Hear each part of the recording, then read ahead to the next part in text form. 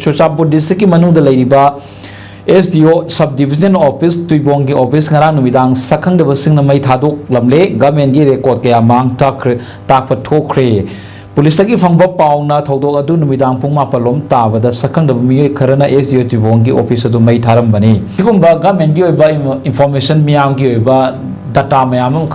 mai thadok kibasina machine achoba mangzaba mani ekhoi da natana lenga ki su government gi su praja sing su achoba mangzaba mani ujaita kayen thabini se afaba khongthang mani di haibidi ngamloi kariyana thabini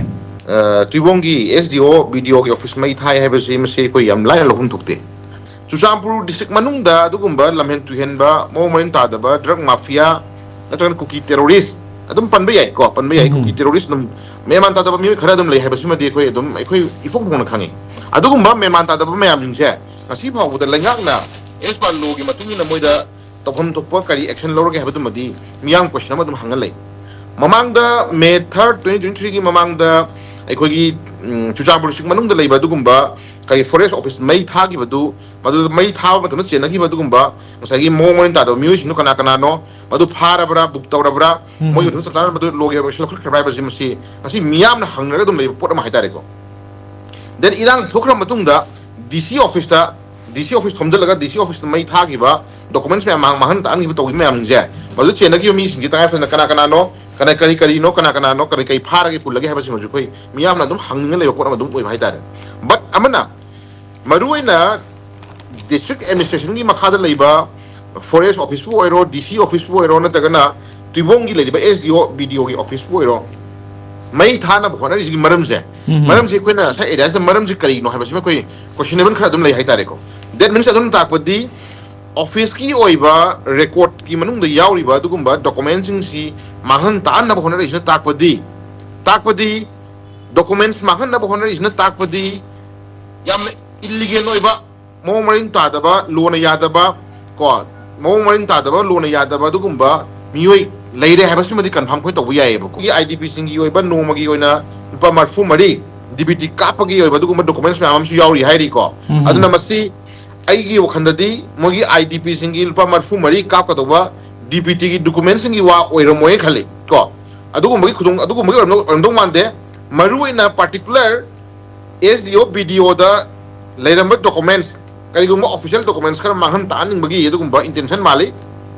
only thing IDP singi oina phumham thokpa magi tongan bal pa marfu mari do nong magi oina phum thokpa marfu mari do ki oiba masagi documents do mahan ning bagi oiba intention utaraga di moi di pa marfu mari di la na mogi leiriba IDP singi di mogi leiriba ITLF ko tu nungdu ke so whatever mogi leiriba do frote wing me amduna Delhi gi leiriba do gumba masagi leaders inda karor songa pi ke dobuni karor satuk pi ke dobuni mogi adu pi ke dobuni package adu pi ke dobuni kai moi dum law khong tori dina ozana kumar ko mogi demand me am toro leiri mogi apa ma me am toro leiri ko anduna adu gumba demand me am di ma pida mogi mom to ko IDP singi phom do pa marfu mari sigi pi ga ni haibagi adu gumba documents me am je siga ki oina mai thado podi mande khanjabe to ko tasing man thawoina intentionally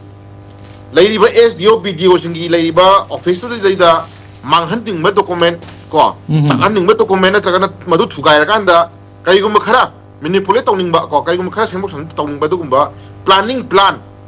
dugumba kaigum something kaigum khara dugumba plan khara lem dong mali conspiracy moi loktu na ba mali aduna masi tasina tawge na tawga dugumba pot amani ko tawge na tawga pot amagi IDP singi lupa marfu mari phangna ba hot iba sang mayam du ki ba dugumba pota asugumba tuibongi leiriba SDO BDO office ta mai thani habadudi ai thadade ozana bukmar ko tasingna mogi si BDO office ta leibam doko documents adagi manghan ingba documents na tagana khatang something karigum khara tawning ba intention khara leibagi thawoina tawgena tawba dugumba yam sathiba dugumba ka hani planning amani khoi low yai logom thoi aduna moi taromi ba kangu singse athu matamda taromi kangu sing athu matamda tanga phan espa logi matungina chaptana madu action on dani tasingna sigi stage yoro jibaguda mogi village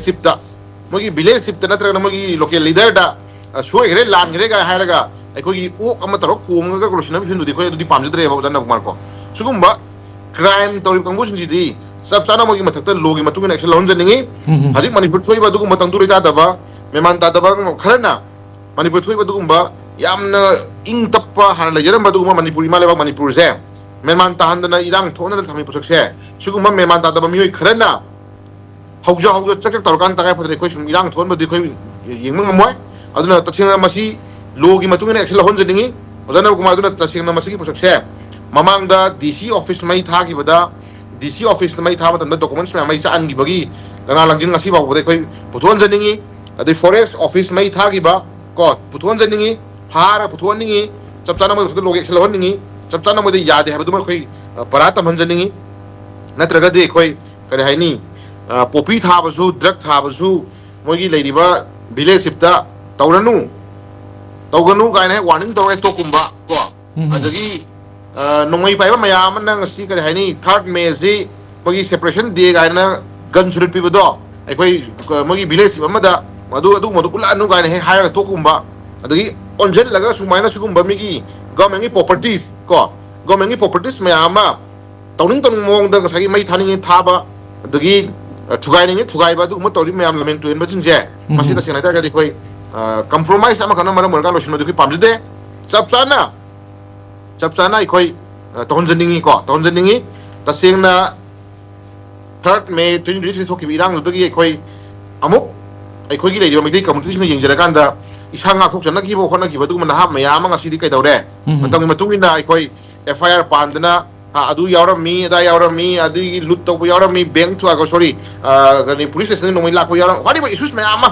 अदुगुम crime मयाम दो ngasi तपना ngasi करे हाइनी अखोई मसाई मरनाई की type ता case पांदना फारि बिसाई now मयाम निंजे अखोई दना इसांगा खोचना कोना बा अखोई दना फाना बोनाबा अदु तसेंगना थवैना तौगेना तौरिबा दुगुम्बा ऑफिस मै थारिबा पुलिस स्टेशन थुगाइगिबा नोंमै लाखिबा नोंमै कापिबा मी हालिबा कमुसिना अखोई याना याना बा थेबै मोंग मदे खोई लेबि ममिसिदि खोई नुवाइते अदुना तसेंगना मणिपुर से चिंग हाइबा तम हाइबा तंगाइ फदना खोई लेते अदुना जस्ट गवर्नमेंट मी मखादा चपचाना डिसिजन लौरगा लेरेबा दुगुम्बा दि गायनी थमिबा लेबा अमनी स्टेट अमनी चपचाना लेंगाक लेरिबनी अदुना चिंग हाइबा लेते तम हाइबा लेते लो इज लो चपना लो नि अदुना चिंगना लो मा तमना लो मा हाइबा लेते अदुना लेरिबा क्राइम तौरिबा कंगुसिंजे एस पार मणिपुर की लोगी मतुंगिना एस पार लोगी मतुंगिना चपचाना एक्सेल होनजनिंगी अदुना चपचाना एक्सेल लौर मतुंगदा मोय तौबा याबा कनदो अखोई कोजो पेनल पीरे मतुंगदा अखोई इरांग खनेमदर कना त्रगदि अखोई ngasi lamen tuhenba dugumba aidi tasengna masi posakse masi posakse ojana kumar side slightly lamen tuhenba sing leiri haina ngasi kotor phongbai wani lamen tuhenba ise tasengna kuki terrorist sing na drug mafia aduga illegal immigrant documents manghan ma pamba ko koi whatever kai gum khara dum tong ma pamba kang khara gi adugumba mayek lar khudum amadi dum mami tai ha phon thamjara kanda sab tana ma mathta ai koi loge vaccine ma lohoni mai pamba do ismai thamjage ojana kuma